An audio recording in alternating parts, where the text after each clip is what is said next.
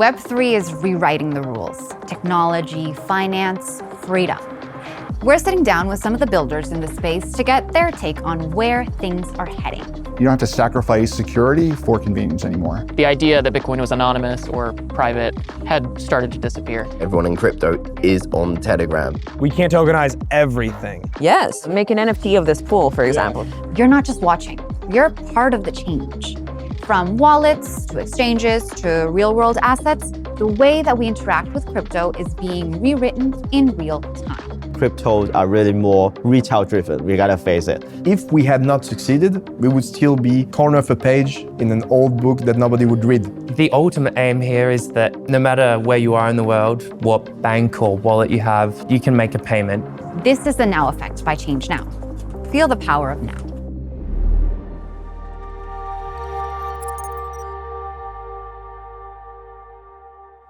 Hey there, I'm Ornella Hernandez, and we are talking to Dorian Vincileoni, who is the head of regional growth at the exchange Kraken. How are you today?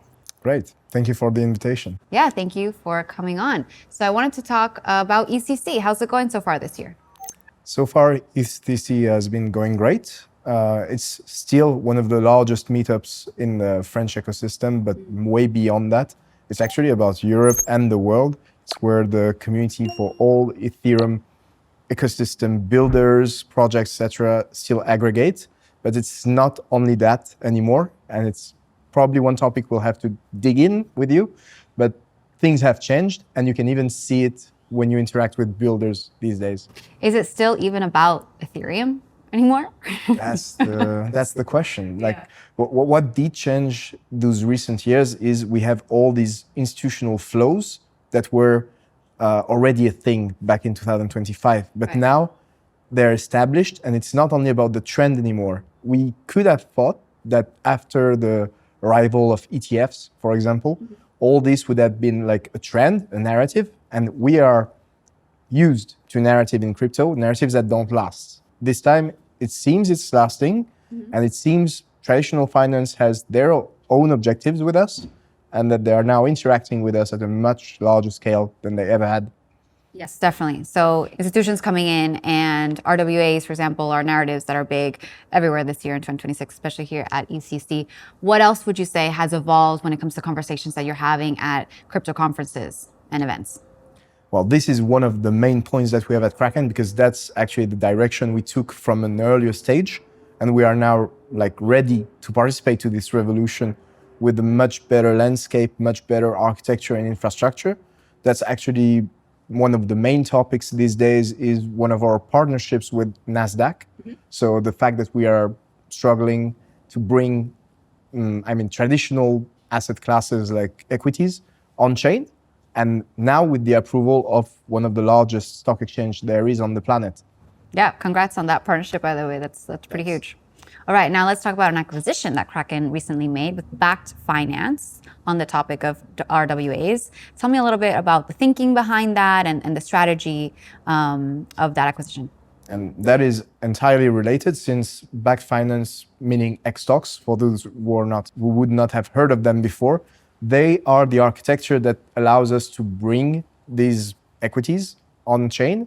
So they are the ones that create those tokenized versions of equities that any user can then come and grab on Kraken, but also use on-chain through DeFi protocols and all on their own wallets. And we have tons of great features that you can use with pretty much all DeFi protocols that are available. And now you can do this with tokenized equities, which is something that's really a revolution for this year. Obviously, this was part of our strategy from a long time. We didn't just rush into this topic, but now we have all the layers in place to actually roll them out for most users, should they be institutional, retail, etc. Okay, so then are you building more so for a particular audience, like more for institutions or more for retail users, would you say? It depends on what you want to do. First, there is one important topic that's almost philosophical in crypto, is you should always have the choice. So we are leaving the choice to retail to have access to these tokenized assets and then to be able to do what they want on DeFi through us. Okay. So that's one of the important aspects, because we do not want to be the one who make the decision for you. You, as a responsible individual, you should always be the one in charge, the one in power, in control. And therefore, that needs to remain an open option, like just the possibility of the choice. For institutional, it's something else because the processes there and the compliance processes that they have to follow. Right, it's different. And exactly, like there is a whole nature of risk and the way they envision risk and cover for it, especially through insurances and all, that make it very different in the way they could handle those products. On their end, it's much more about having traditional equities available 24/7. And this is really the thing that we will see changing most probably this year. Okay. I hope this year. Yeah. It might be next year because like the speed of these kinds of markets, it doesn't run with the same speed that we traditionally know in crypto. It would be the case that if it were pure crypto products, we could say next month, next week, who knows? But now we are dealing with much larger established institutions. And because of that, we are probably looking at, early 2027. Okay, well, slowly but surely. And then are there any personal favorite features that you have when it comes to the users on Kraken, whether it's institutions or whether it's retail users, some of the features that you think are standout features? Once again, it depends on what you're looking for, if you're retail or if you're an institution. If you're an institution, I would say I'd go for Kraken because it's a complete suite of products, going from Kraken custody, where you can rely on our custodian architecture that segregates your funds entirely from the exchange itself. So you can actually make sure that your funds are not at risk at any time. In the case of institutions, once again, they don't really use this kind of features. Right. They need custodians certified. And at Kraken, we have been audited. We have been the first global exchange to be audited back in 2015 already. So we had solved the troubles that other exchanges, like, as we all know, FTX, for example, ran into back in 2022. Right. This was already a settled issue by Kraken. Cycles prior to this. Now, to get back to your question, actually, if you are retail, one of the functionality that I would go for on the platform is that we are fastly becoming a platform where you can invest in everything, meaning that thanks to xStocks and these tokenized assets, we are not only dealing with equity, we are also dealing with commodities like gold, silver, copper, all these kind of things are available on the exchange right now. So you have a large access to all types of asset classes, and you have it already available. Definitely right now, the Kraken is becoming the place to invest as a whole. We were pioneers, and we are still pioneers actually in terms of features, getting all these traditional finance equity futures for them, derivatives, etc., all on the same place. So still pioneers after being there already since 2011. So that's already a long time. In crypto, that's probably like, how do they say? A dog is 7 years, right? Yeah. In dog years, we are probably like very, very old. So tell me about maybe what's changed even just in this last few months at your time in Kraken from what you've seen and how it's the speed at which things happen is so quickly. So there's always... So actually, it's a good question because it's very paradoxical how the products we face now and that we're developing are much longer to actually launch and to develop, but internally, the company is always in a rush. Like there are thousands of topics that need to be treated at once to be able to have this, at the end, this beautiful display of all suite of products that we want to have integrated on the exchange. But to be honest, internally, it's going so much faster that I don't see often the correlation between what is actually being communicated and what we are all doing internally. So it's like an ant nest that's never resting, to be honest. That's interesting. One thing that stood out to me was how reliant the crypto industry is on macro things, right? So like rates, for example. I don't know if that's a good or a bad thing, but I guess it was inevitable at this point. So we have to deal with it. in many ways, it shows we succeeded.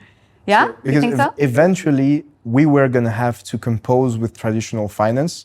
The way we would not have compete and compose with them. And they have to compose with us as well. Yes, right. Absolutely. So the thing is, if we had not succeeded, we would still be a corner of a page in an old book that nobody would read. That's the comparison I would say, and nobody would care. And now we have the largest institutions coming to us, partnering with us. This shows that eventually we were going to be there. Some will tell you that, well, we were there to start a revolution and they might be disappointed by the way it ended. Yeah. I'm actually still believing that the way we are changing things is for the better for most users. All right. Love your optimism. Dorian, one last question. How would you describe ChangeNOW in one sentence to a builder? One sentence to a builder. ChangeNOW is the representation of how interconnected I would say the whole crypto ecosystem is these days. Like among all those companies, we used to be like really competing to be first to market on every aspect. Now there are much deeper interconnections because we found kind of where we were best, each of us. And for example, at Kraken, we work with ChangeNOW. They probably work with lots of other large players in the space that are direct competitors to us. Yeah. And that's a way we organize that shows structure and that shows commitment.